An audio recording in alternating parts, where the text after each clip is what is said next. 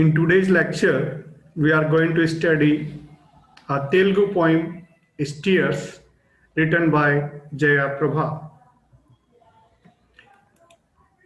Here is the image of the poetess. She was born in 1957.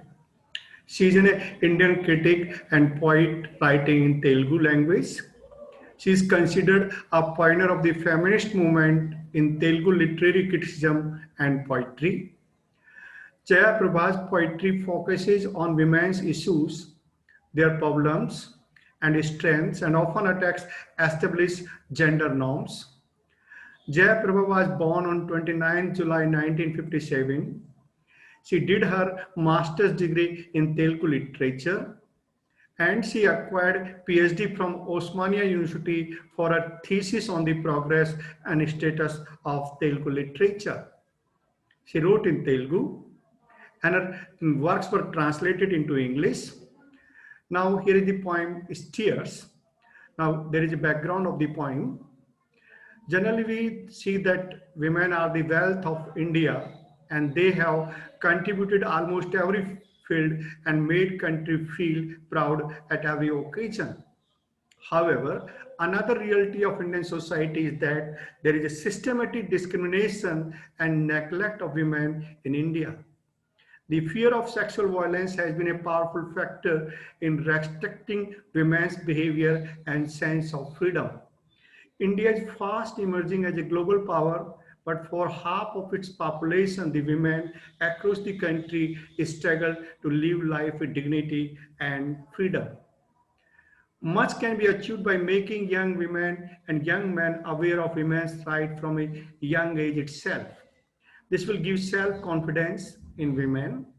It will increase the deterrent for young men not to take advantage of women and not to make the mistake of seeing them as the weakest section of the society. When women become conscious, they will stand up for their rights and would be able to reach out the suitable institutions with knowledge of their legal rights and provisions in law. Giving priority to the gender equality facilities, women empowerment all over the country, the situation of the women can be improved. Now here is the poem that was written in Telugu and the title of the poem is Tears and that is in Telugu, that is Chuplu. Now the poem begins, looks from two eyes, dark like needles, roam freely on flesh. The looks never look into the face. The words ever come from the heart. They crawl on the body like white ants. Desert every time I see them. Those eyes belong to million classes, but their looks are all the same. Now you see what manner the poetess expresses her anger at the stares of the people, at the stares of the man society, in what manner they look at the female. Looks stares. From the two eyes, dark needle like needles, the poetess feels that these tears are just like the pricking of the needle. Roam freely on the flesh, these tears wander freely, roam freely on their body, on their front part of the body. And these looks never look into the face. The words never come from the heart. They crawl on the body like white ants. And the poet is disgusted. And she feels that these tears are just like the white ants and they crawl on the body of the female. They feel uneasy. They feel disturbed. But nobody take care of these women. Those eyes belong to million classes, but their looks are all the same. The poet also realizes these tears, these looks are of different people, million people. They have their same attitude toward the women. They look at the body of the women. They stare at the body of the women at different angle, at sexual angle. Now the next we see to the poem in what man the poetess feels. Only one single in those looks, hunger like a salivating dogs. An ugly bear fish chases you in the dreams. No difference between day and night. In this thick forest, no place at all to escape these looks. On the roads, in buses, classrooms, behind your every step wounding some part of the body, looks tipped with poison, keeping pricking you. In what manner the anger of the poetess is written in these lines. These looks are just like the looks of a hungry dog, salivating, लार टपकाता हुआ. The poetess says that the looks are just like the dog who is following these women, and they are salivating. The poetess feels that an ugly bear face chases you in the dreams. The writer is afraid. The poetess is afraid. Even these looks come into their dreams, and they are afraid even at the time of the night when they dream of these looks, fearful tears. It does not make any difference either it is the time of the day and night. In this thick forest, no place at all to escape these looks, the poetess feels. And a woman is not escaped by these fearful eyes, these dangerous stares. The women are chased everywhere. They are chased in the dreams, either it is at the day, time of the day or night. All the time they are chased by the drooling dogs, by these salivating dogs. The poetess feels that the women are not safe. Either it is they are on the road, or in the buses, or in the classroom. Everywhere they are chased, everywhere they are looked at. Behind every step, wounding some part of the body, looks tipped with poison, keeping pricking you. The poetess feels that these looks are very fearful, very dangerous, and they are full of poison. They are pricking the body of the women. The poetess feels unhappy by the tears of the people, by the tears of the man society, in what manner they look at these women. And every place is either to the place of the road, bus, what may be. Everywhere they are followed. And these tears prick their body. That is the main point of the poetess, that they feel unhappy. They feel fearful situation. They are full of fear in the society. Like the poetess feels frightened. I want to disappear into the distant sky, into the emptiness, but escape is no solution.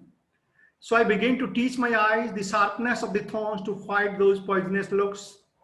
Now to chase away those eyes, I fight with my eyes, timid eyes which cannot look straight for 2 seconds, run to the underworld. The poetess is afraid, the poetess is frightened. And she's so much afraid that she wants to disappear from this world, from this material world. She wants to go into the emptiness because she's afraid, she's frightened. The poetess feels that it is not the solution to run away from these fearful stares. So she gives a solution, and she said that she would also look at them. I begin to tease my eyes the sharpness of thorns to fight those poisonous looks. In what the poetess retaliates. That should also look with the same poisonous thorns, with the same poisonous look at the man. They would chase them. Now to chase away these eyes, I fight with my eyes, timid eyes which cannot look straight for 2 seconds, run to the underworld. The poetess says, it gives the solution that should also look at them, should also follow them with the same sharpness of the thorns, with the same poisonous looks at these women, at this man's society.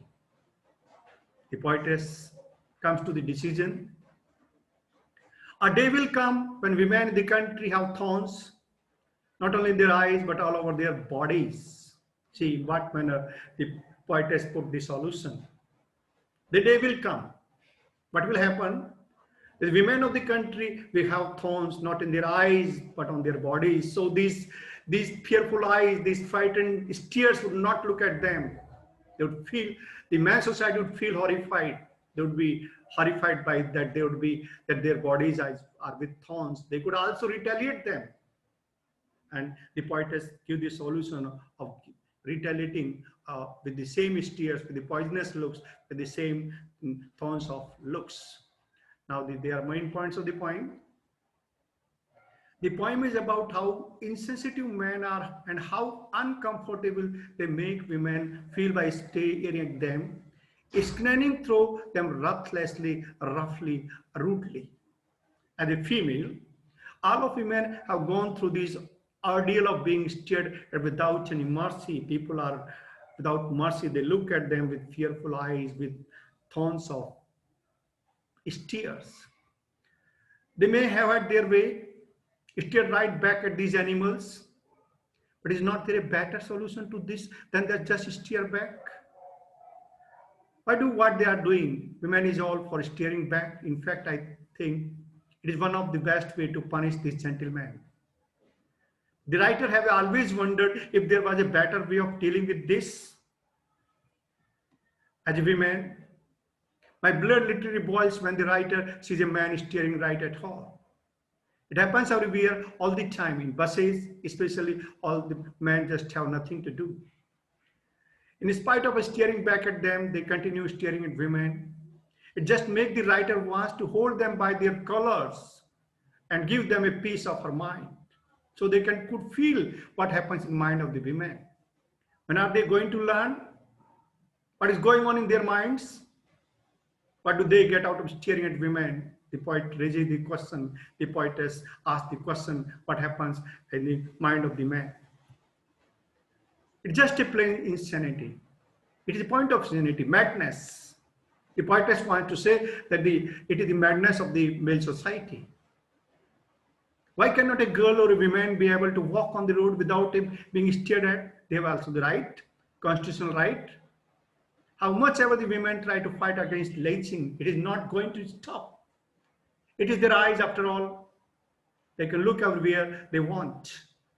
There is not much women can do about that. Women can sit all day, all night and talk about etiquettes and every other possible things. But boys are not questioned. Male society is not questioned. Now, all these guys could have steered the life out of 100 other girls by then. Being a girl may not be the easiest task in this world because you are constantly under the scanner, not just by people who know you, but by also strangers. We see there are so many cases of women harassment that is done by the familiar person or also by the strangers. The one thing the writer would like to do is to extend a request to all the male members of the society and tell them to do their bit to make women feel at least a little more comfortable in their own skin. In what manner men feel when the women stares at them. That is suggestion given by the poetess. Thanks.